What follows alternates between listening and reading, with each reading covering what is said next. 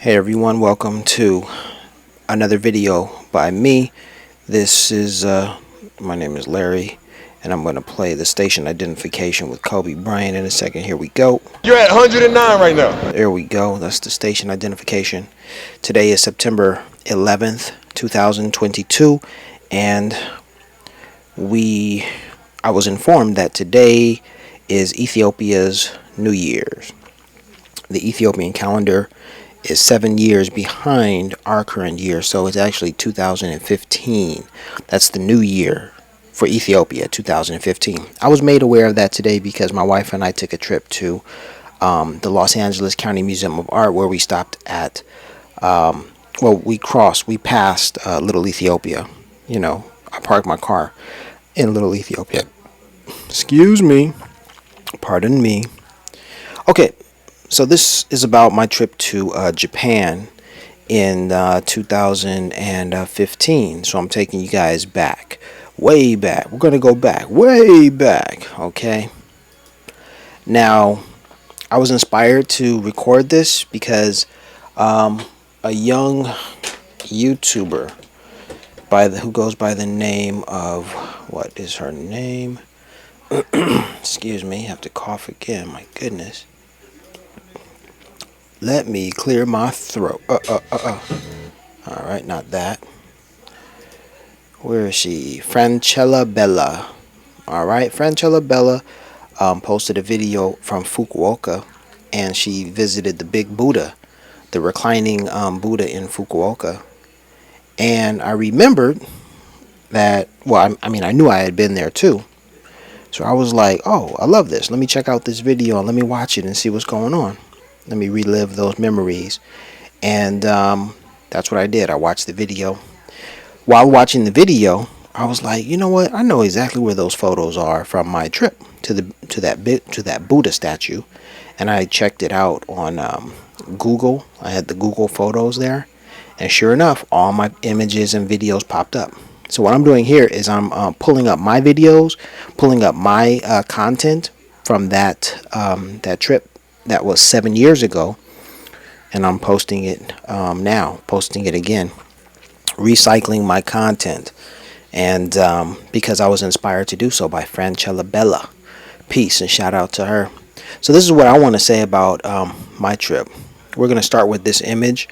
You've been staring at it. I believe if I leave it up there for you to stare at, it's been 3 minutes now.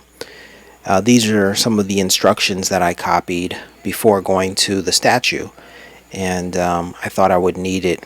It says you need to, it gives directions on how to get there.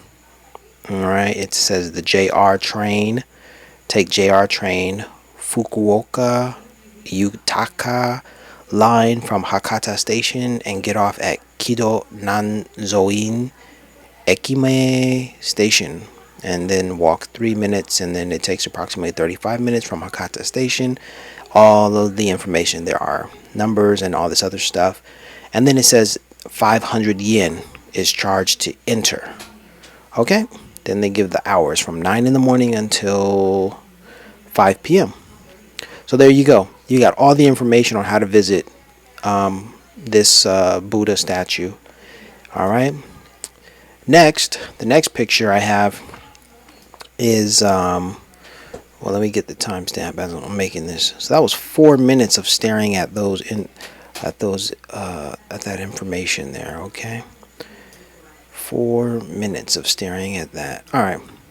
The next image I want you to stare at is one of the sign that was posted right outside of the train station, and so I didn't want to forget where I was, the name of the station, and what was next. So I just took that photo.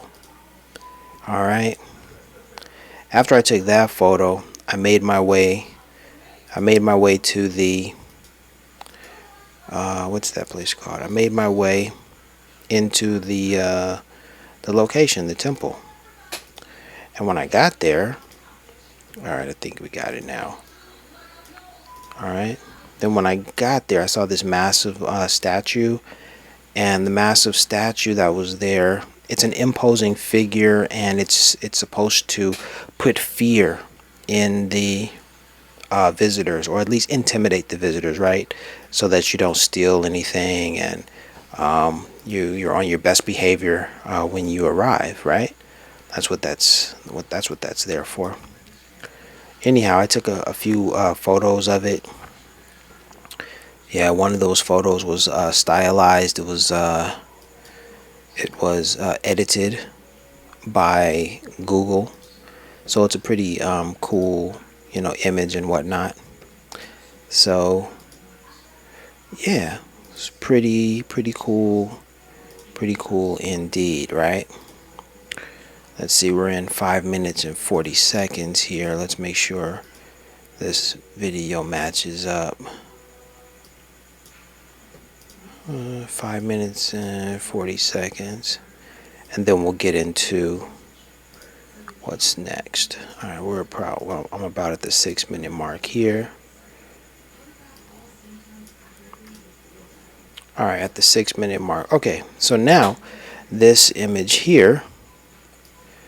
Oh yeah, I just took a photo of the waterfall, but don't fret. I took a photo of the waterfall, but I have actual video footage of the waterfall, so check it out, shall we? And then I'll come back and give you some more information about my travels to this location. Peace.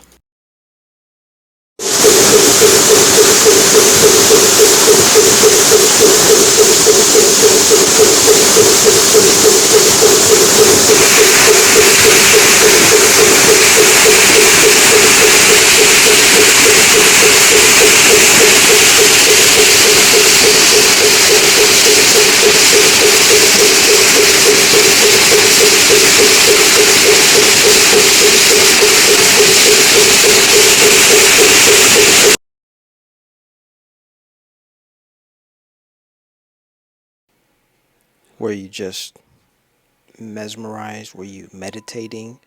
That's what you should do. That is such a peaceful place to visit. That water. Notice I didn't say anything while I was filming. I was just like in that moment, just quiet and just absorbing all of that peaceful energy. I hope you did that too, just by watching the video. All right. Coming up next is there's koi pond footage that I took at this location. You're going to see that in a minute. But before I go there, I'm going to talk about this picture. They have these little monks, I think. I don't think they're Buddha statues. Buddha is highly venerated, so they wouldn't just have Buddha statues out there. These are monks, and so the monks, each monk gets his proper due, proper respect by getting a small statue of himself. And they have a lot of them. It's really cool to see, and they're all near the large, imposing, giant. But anyway, I'll talk a little bit more about that in a minute. Check out the koi pond. Another moment for you to meditate. Peace and blessings. Alright guys, so this is the big Buddha right here. And it's a beautiful statue. It's worth checking out. Absolutely go visit Fukuoka. Oh yeah, for station identification. You're at 109 right now. You know what's interesting about 109 or 109 is that in Japan it's like a very cool number, because to say Tokyo is to say 109. 10 is To, 9 is Gyu. Tokyo, that's 109. So in Japan you can see Tokyo written in a lot of places. Isn't Buddha beautiful? Look at the hair, the knotty hair, the naughty dread, the naughty hair, yeah. At the bottom of Buddha's feet, there are places you can place coins at the bottom on the soles. You can't see it in the pictures. You have to walk all the way around that side to behind the foot to place the coins, and that's what the Japanese do. This is another beautiful shot of Buddha resting. Very cool stuff. I had a good time that day. I had a very, very nice time. And I walked around. It was very peaceful. I basically had Buddha to myself. The weather was fine. A little cloudy, as you can see, overcast, but it was fine. and just extremely zen, very, very peaceful kind of stuff. Really nice. Absolutely worth checking out. But make sure you're on your best behavior when you go there. Follow the rules. This is a map of the location. You will see this map when you get there. And there's so many places, so many things to see, so many places to meditate and to just enjoy the peace and serenity of the area. That is something that the Japanese are very good at, creating peaceful Zen locations throughout Japan. Yep. If you hear any noise in the background, that's because my room is not treated and I'm recording this on the fly. This is a Buddha statue, one that you should rub. You should rub the Buddha statue. I'm using my left hand. I believe they said rub Buddha's belly with your left hand for good luck. Actually, I think they said like good luck on one hand and then on the left hand and then maybe money on the right hand. I don't know. You have to choose. I rubbed Buddha's belly on my left hand. That was 2015 when this photo was taken, and by 2016, some very, very good luck had befallen me. It was very cool. And then I thought back on it, and I remembered this photo, and I thought, wow, that Buddha statue really brought me some good luck. Here I am riding the train on my way back to Fukuoka from the Buddha statue, and I just thought it was cool to have a photo of that moment, looking out the window and admiring nature's beauty.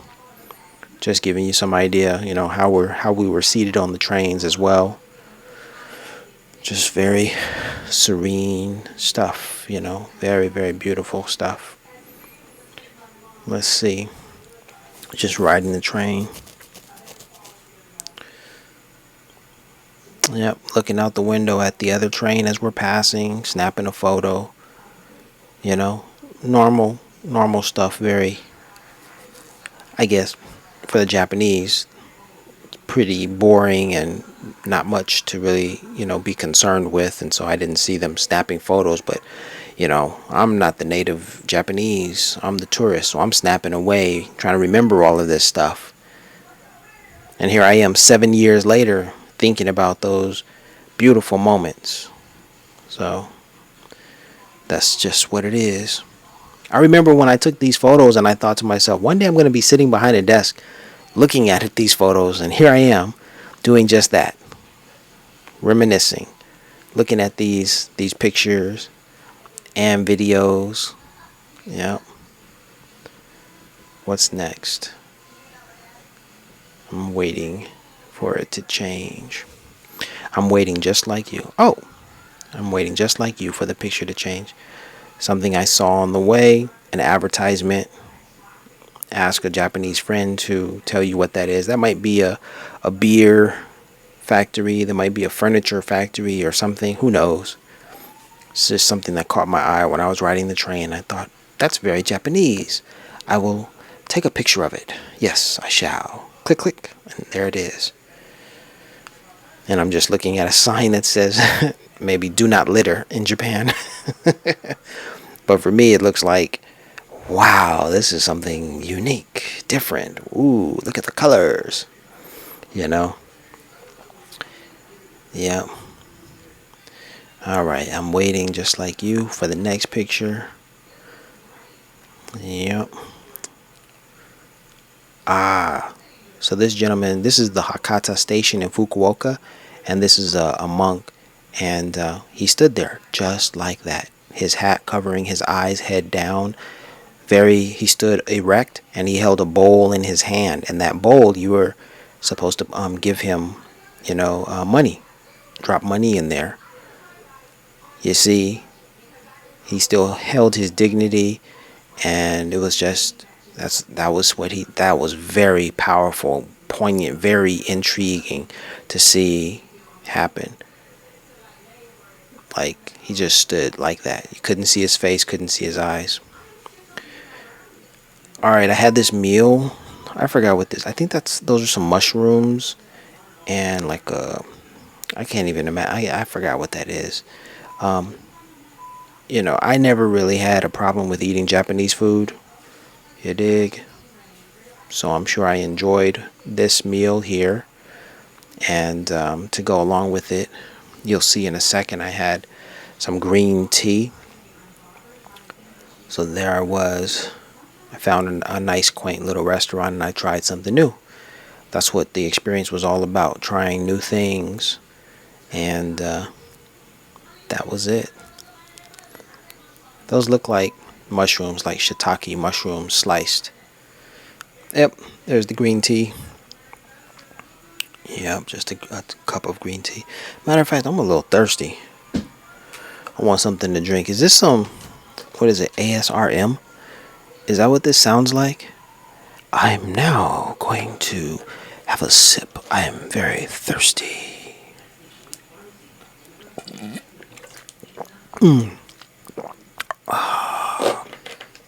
Don't mean to do that. Yep, so there was some green tea. My travels, I was alone, you dig? So these moments were very special to me. Just sitting with a nice green tea all to myself, you dig? And just listening to all of the Japanese spoken around me, not understanding any of it. Hey, I took a picture of this dude because when I was in Japan, I was like, yo, that Japanese dude reminds me of Pharrell Williams. Like, that's the Japanese Pharrell. I snapped his photo. I was like, am I bugging? And you know what? There was another guy, and it was like the Japanese Russell Simmons. I was like, dude, look. This is the Fukuoka. This is the Apple store in Fukuoka. And I discovered that upon entering the Apple store, I discovered that the Apple devices were set to the time 10:09, which I thought was really peculiar and very cool because at that point I had been like really, for some reason, I was very stuck. I was very focused on the numbers 10 and 9. This might have been around my birthday. I think my trip actually was 7 years ago, October. Yeah, I'm gonna have to pause this for a second and get the correct, accurate dates. Let me see. This trip occurred, October 3rd, October 5th. Right, so October 3rd, October 5th, and October 6th. Right, so when I went back to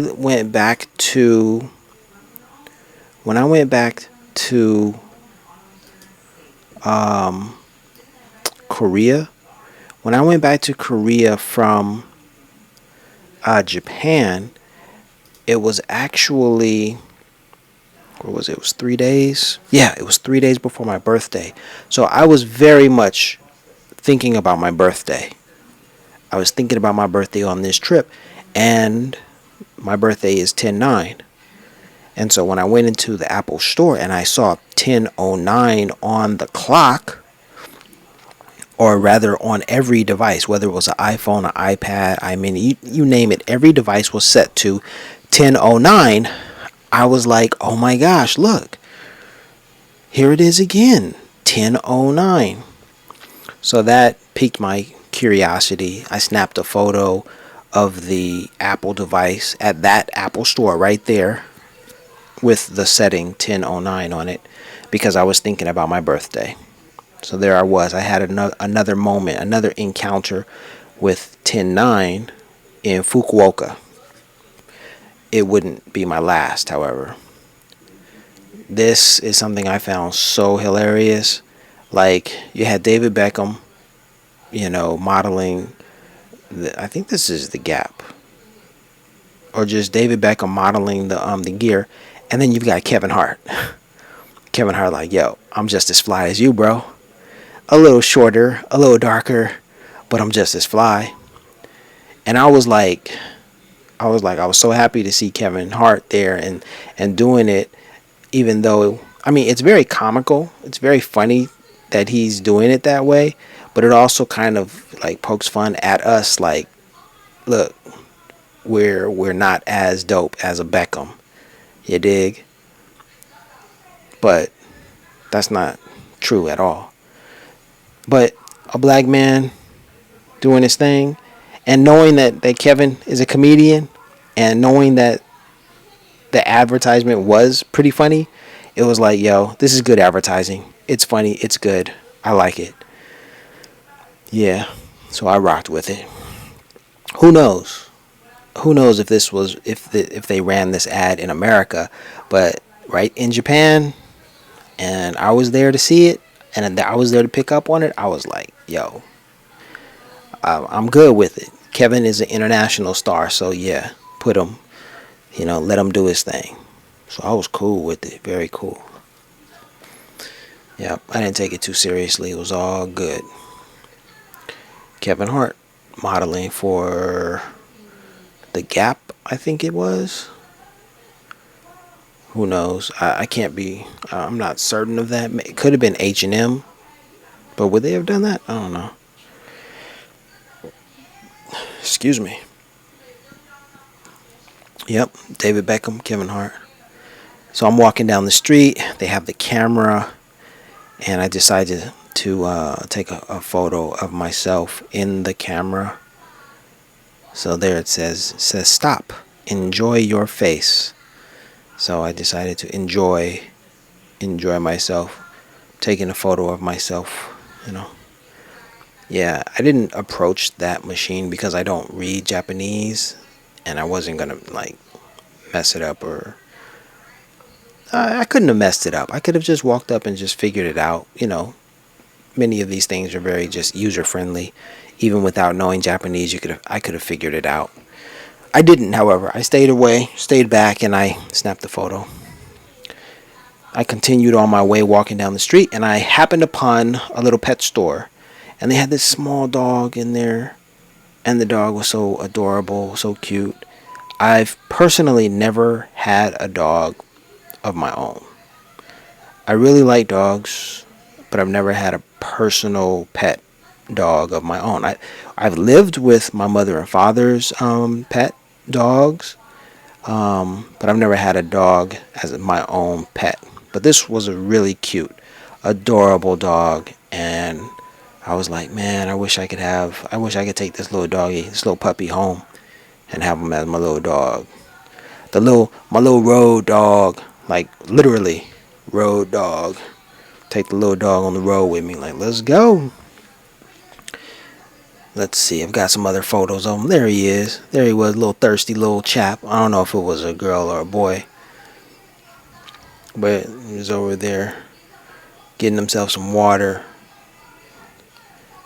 looking all sorts of adorable. So I stopped and snapped some photos and all of that good stuff, and I was just like, man, really, I was thinking to myself, life is cruel, because I had some colleagues who had dogs, and like they could afford to, pay for their dogs, to take care of dogs, and like I couldn't. I didn't see it in my budget.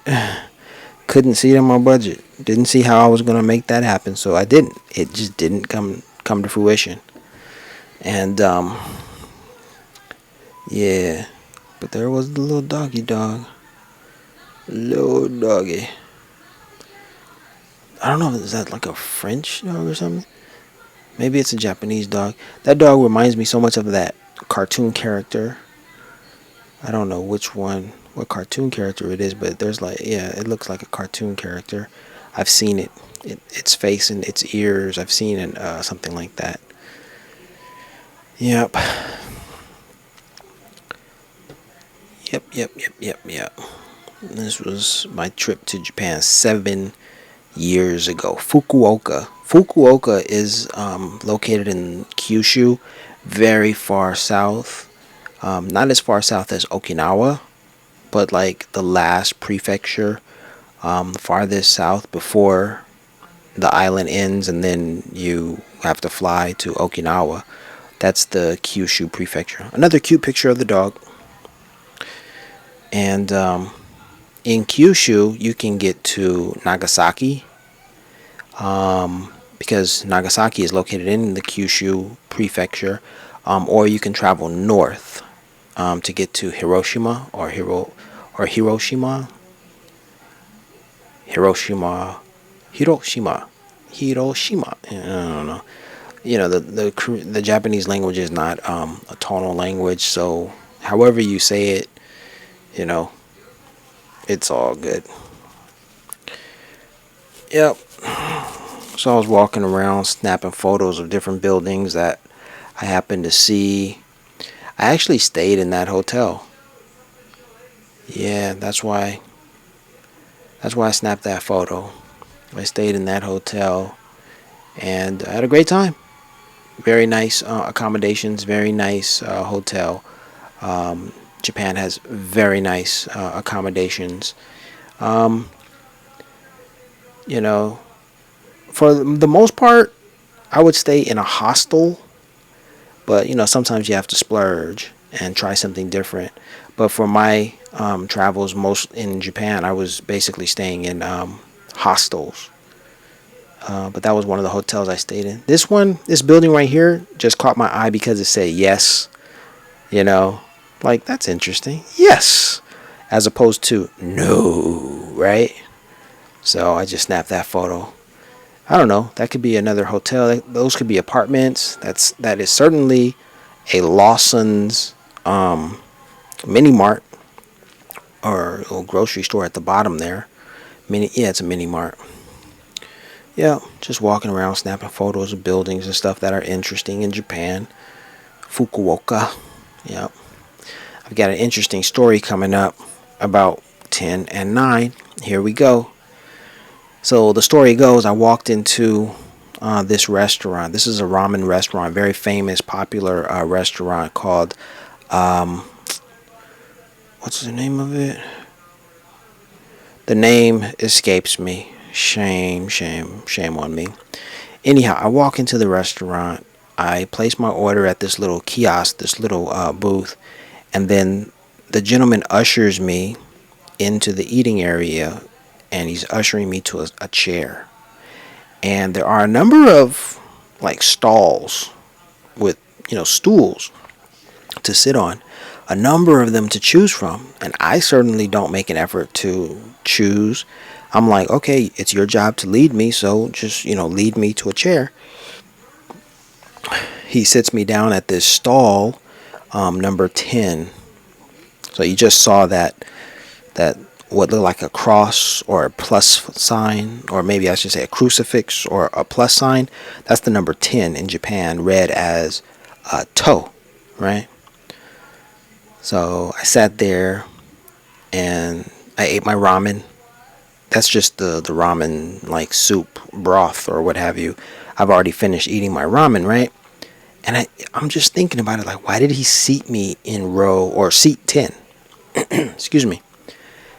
I look up, and the Japanese read the numbers from right to left. And so from right to left, you see the 9 on the right, and you see the 10 on the left. So that's that crucifix, that plus sign, that's the number 10. And then to the right is the number 9. So imagine I'm seated there under the number 10, and I look up, and I see 10, 9. Now, I've already had the experience where I was at the Apple store, and I saw 10, 9 on each device at the Apple store. And there I am at this ramen restaurant, and I'm seated at seat 10. And as I look up, I see 10, 9. Imagine if it were in English and it were reversed, because, we read from left to right, and it would read 9 and then 10. But in Japan, it's backwards. They read from right to left. So, yes, the Japanese would read from right to left, so they would still read it as 9, 10. But as an English speaker or an English reader, I'm reading it from left to right. And because the Japanese reverse it, I'm looking at it as 10, 9. You follow? All right. So anyway, here's a video here coming up next. This young girl, I met her and her friend at this restaurant, and I had cigars on me, and they hadn't smoked cigars, and they were like, we want to smoke cigars, or she wanted to smoke a cigar. I said, sure, I'll teach you. And I taught her to smoke a cigar. And that's what happened here. So I'm going to drop out and let you watch. めっちゃ撮るね、みほ。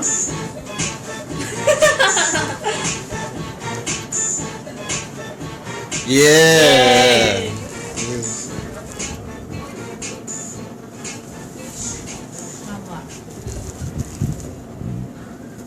Wow. Wow. Good. Good. All right. So after having some fun there, with the cigars and all, I made my way to Goodies. Made my way to Goodies. And Goodies is the spot. Goodies is also the man. Goodies has a soul and R&B bar. Actually, the name of the bar is Goodies, right? The dude behind the bar, the owner, goes by the name of Goody, and it's a soul and R&B bar. And the cool thing about his bar, it's a dive bar. The cool thing about it is Goody is well connected. So there are famous people who drop in from time to time if they're doing shows in Japan, specifically in Fukuoka. And he also, has an appreciation for, soul and R&B music. And he has a great collection that he's curated over the years. And there's also Goody has live tape recordings of performances that he himself recorded, like during the 80s, probably late 70s and 80s, because he lived in Los Angeles. And when I met Goody, I saw that he had a James Brown statue outside of his building, and I was like, this just screams like black culture, like black man, come here. And I was a little put off by it. I wasn't put off by it. I was curious. I was like, what Japanese person is going to be so audacious, that they were going to put a black man like this outside of their business? I was so curious. So I went inside and I met Goody. And Goody, after telling Goody that I was from Los Angeles, California, he asked me, he said, Larry, do you know Crenshaw? I'm like, do I know Crenshaw? I'm like, Goody, man, I was born and raised, in and around the Crenshaw district, bruh. He's like, Larry, do you know Pasadena? I'm like, yeah, I know Pasadena, man. I'm telling you, I'm from LA. And he's like, yeah, Larry, I lived there. I lived in Pasadena. I lived near Crenshaw. And then the history of like Los Angeles came alive for me, because at one time there were great numbers of Japanese residents in Los Angeles, and they've even left their remnants, of their existence here. The gardens that they manicured and maintained are very much still alive with Japanese, I guess, foliage, Japanese, I guess, flora and fauna, maybe. Flora, absolutely. Like, grass and trees of Japanese origin are still in the yards, front yards, backyards of the homes where many Japanese lived right here in Los Angeles. The owners have changed, but the style of the homes have, remained the same. I was quite surprised to learn that, because, every community goes through phases, changes. Nothing stays the same. Change is constant. So this is the sign that I saw outside of Goody's bar. Goody's R&B Soul Bar. So yeah, they really captured a black man's attention walking around Japan. I love Japan because as a black man, I didn't receive any attention, unwanted attention, and to see black culture represented like this positively and, welcomed and warmly accepted in Japan, whereas in Korea, I didn't find the same acceptance and welcome. Yeah, this was a welcome change for me. So I would go to Japan often, 3 times in 2013, 5 times in 2015. I just couldn't get enough of Japan. Really, I couldn't. I wanted to work there, but it didn't happen for me. So I had to settle for taking my little trips whenever I could. Rest in peace, Chadwick Boseman. This is a Japanese poster, film poster for the James Brown biopic starring Chadwick Boseman that was out at the time. Yep, James Brown. So we're coming to the end. The last two pictures. I think this picture I took this picture in Japan. Yeah, I'm pretty sure I did. Just a normal scene in Japan. Oh, and then the last picture, final picture, is to remind you: rub Buddha's belly. Whether you believe in it or not, just do it. You dig?